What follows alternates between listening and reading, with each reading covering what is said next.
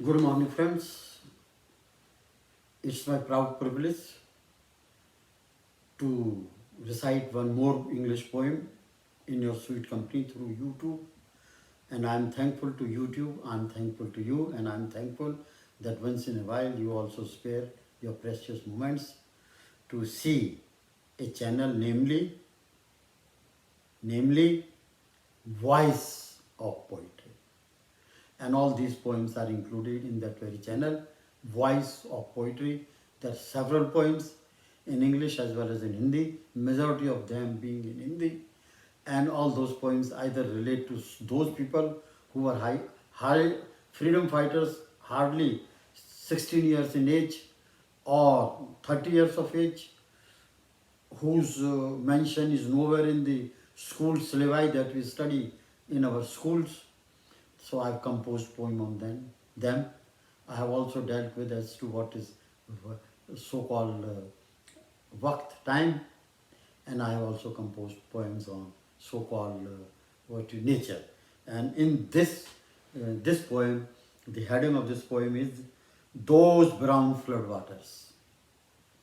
Those brown floodwaters in Yamuna in Spate.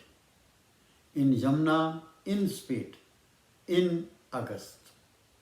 So, as I told you, my village, namely village Mohina, is perhaps, if not the last, but the last most village in so-called Haryana in Balawad Tehsil, and Yamuna flows only a kilometer, 2 kilometers away from my shop. I used to study on the top of my shop, and believe me, I used to study as if I was appearing in some examination throughout the year, so much so that during the 2 months vacations, I used to draw a timetable, and I will follow that timetable in a most honest way as if that was my religion. And therefore, in my bid to study more and to devote more time, I would always go on the top of my shop, and there I would used to learn things by rote. And while doing so, whenever I would face towards the east, the Yamuna river would be there. And during, especially when there were floods, so what kind of scenario was there, that is being described in this particular poem. First, from a far distance, the Yamuna flood waters were brown in appearance. The poet says, from a far distance, the Yamuna flood waters were brown in appearance, and at the brims, if visited in person, were clear and transparent, and somewhat cool, but inspiring in a sense. But inspiring in a sense. Number two, those flood waters, when Yamuna river was in spate, was swirling and dreading in the midstream of Yamuna river, racing fast, carrying along everything, scattered froth, bubbles and logs of fallen trees alike, mysterious vortexes in the water were present everywhere and every time, and appeared and disappeared in a mysterious way. 3. On the periphery of flood inundated moorings, on the western side of the vast sheet of brown flood waters, young lads, that is we, would simmer in swimming. Many of them could swim and would always swim. Others like me were just thirsting themselves to dive and drown, but in vain.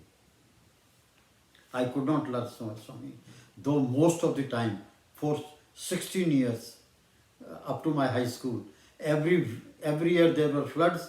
Every year we would go to the flooded waters, and we will always splash in the shallow waters, but I could never learn swimming.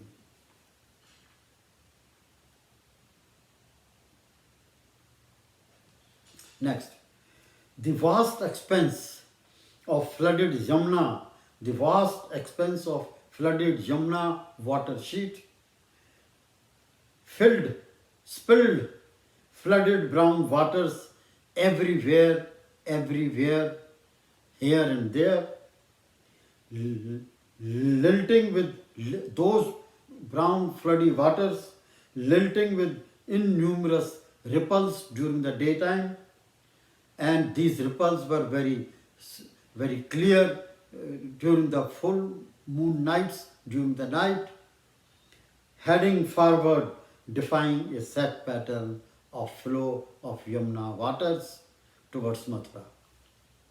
Last, I still rejoice those brown flood waters ever and always in my life today.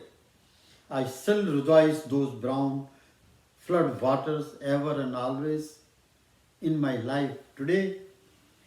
Yamuna River, and that Yamuna River's unusual form that is racing fast forward towards south, towards Mathura, annoyed as if Yamuna River was annoyed, storming forward to erase everything, on its way and engulf everything that would come in its way. Thank you so much.